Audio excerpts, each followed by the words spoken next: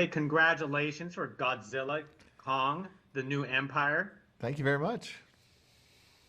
Hey, so tell us, what is your personal fascination and love for this universe?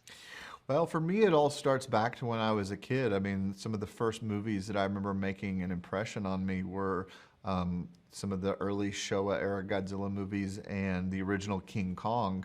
I was a little afraid of King Kong at the time, you know, that was a little scarier, but I think like that's sort of like in some ways you could trace the origin of me wanting to be a filmmaker to those films because they were very inspiring to me and really opened up my imagination in so many ways. And so I think like the thing that draws me towards making these films is kind of getting in touch with that 6-year-old, 10-year-old, probably even 4-year-old version of myself that really enjoyed watching these movies growing up and trying to create my own version that almost packs in all the things that I liked about these films. And, with this movie in particular, I wanted to make a monster film that was, primarily told from a monster's perspective and was very visually driven. And so that was sort of like the main drive. And that was inspired from, my experiences as a kid, I think.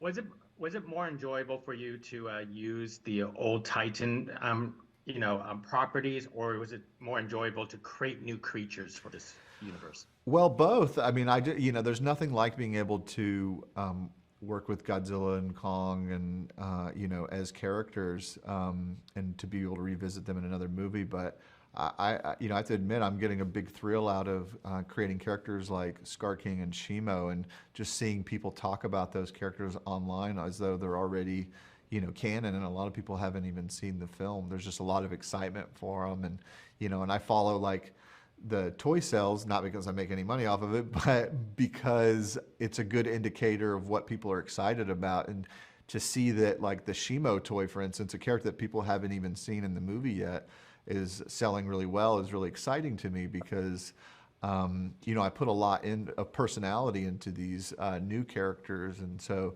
I can only hope that maybe in 20 years when they reboot the MonsterVerse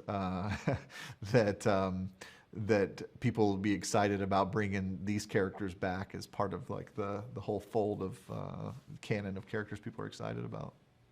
Most excellent. And this might be the closest thing we'll get to a Son of Kong for now, but was a Son of Godzilla even remotely close or even a thought into Uh, this project? Not in this particular movie, but to me, it's never very far from my mind because especially the junior version of Godzilla that was featured in Godzilla versus Destroya was one that I've always loved, and I felt like it's interesting how you can actually pull emotion out of Godzilla without breaking his character by having another of his kind in the movie, and so never say never. I mean, if this movie's successful, the MonsterVerse, has got a lot of ground to cover. So ideally, we'll see lots of, original characters showing up. Well, thank you very much, Adam, for talking to us about Godzilla, Kong, the New Empire. Let's hope for more. Thank you. Thank you. My pleasure.